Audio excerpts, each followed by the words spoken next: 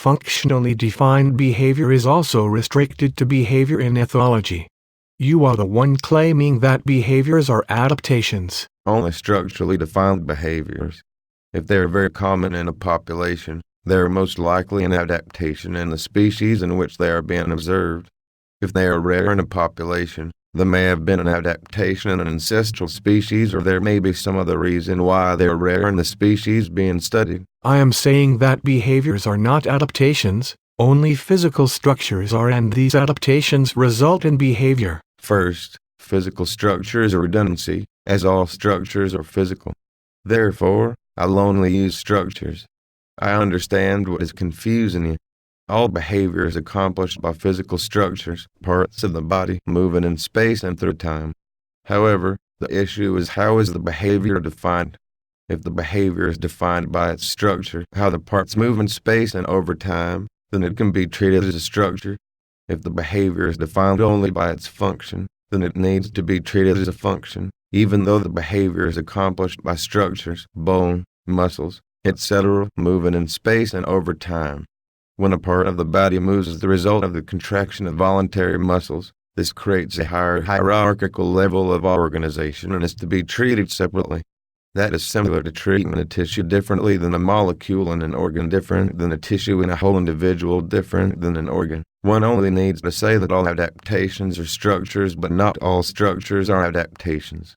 I agree that structures, most of which are probably adaptations, are contributing causes of both functionally and structurally defined behaviors.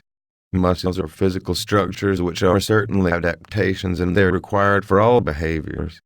But again, remember that once the muscles start moving, the ensuing behavior becomes something quite different than the structures which are contributing causes of it. So of course there is no evolved ability to learn if instincts are restricted to behaviors, because behaviors don't evolve. Only structures do. Yaks. Reflexes are mood-independent, structurally defined behaviors which are usually composed of only one muscle moving, not a coordination of muscle movements, is seen in a structurally defined coordinated motor pattern. Do you believe that reflexes don't evolve? They most certainly have a phylogeny. You can elicit an age on virtually all terrestrial vertebrates. Same with the very submissive, coordinated motor patterns. Coordinated motor patterns most certainly evolve. If you pick up any general ethology textbook, you will see many examples. There is most certainly an evolved ability to learn. However, learning is not an instinct, and some behaviors do evolve. That is really Ethology 101. Coordinated motor patterns of a phylogeny. They can be used in taxonomy just like purely static physical structures. But adaptations underlie what you are calling functionally identifiable behaviors, and instincts and adaptations are physical structures. Leibsfeld likes to say that phylogenetic adaptations determine behavior in a predictable way. Structural adaptations in brain and muscle underlie both functionally and structurally defined behavior. There is more to instincts than just physical structures. However, ethologists only consider structurally defined behavior as an instinct. The structurally defined, coordinated motor patterns which make up an instinct are also released by an environmental cue. That cue could be auditory, visual, tactile, or chemical, pheromonal stimulus. I suppose these are also structures. Then there's the innate releasing mechanism, IRM, which transduces the perceptual stimulus into a specific, structurally defined, coordinated motor patterns. The IRM has to be a structure.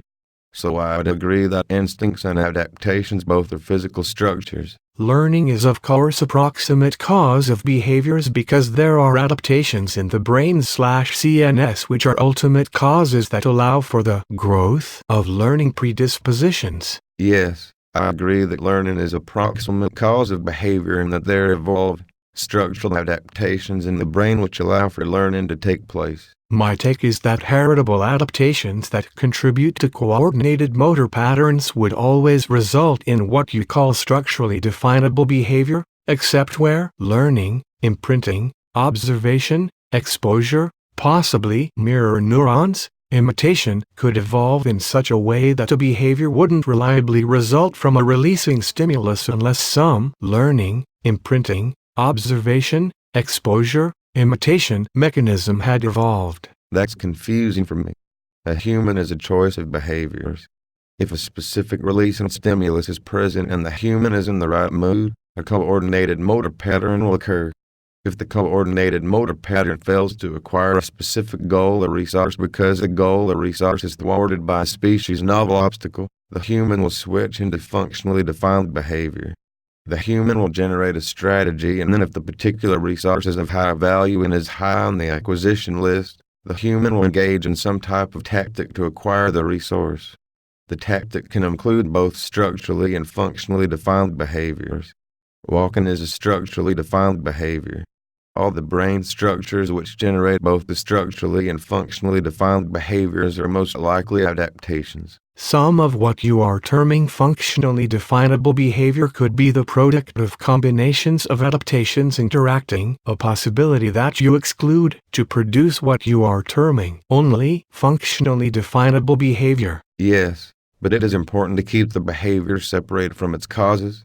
I'm not excluding that functionally defined behavior is the product of combinations of adaptations. The brain and the muscles are two different adaptations, which must combine to produce a sort of behavior. Once things start to move, everything changes. The movements and their causes are separate. If the movements can be defined by their structure, they need to be treated differently than if they can only be defined by their functions. Adaptations that are content-sensitive, available to imprinting, observation, exposure, imitation must be adaptations of the brain/CNS, or the behaviors you are talking about can have no basis as they are too complex to be accounted for without reference to structures that cause them. I don't understand that. What are the adaptations that are content sensitive? Are you talking about brain tissue?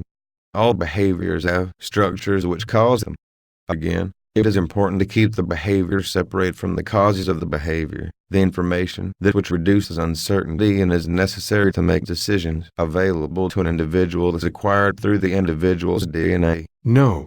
All of the information cannot be available through an individual's DNA alone if a species can rely on environmentally available cues.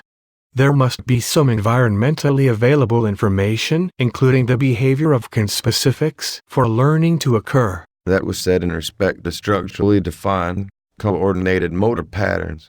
In a so-called instinct, such as the ability of a bird to build a species-typical nest, DNA tells the bird what types of environmental objects to pick up and then how to weave them into a nest. The bird has an innate perceptual proclivity for certain environmental objects over others.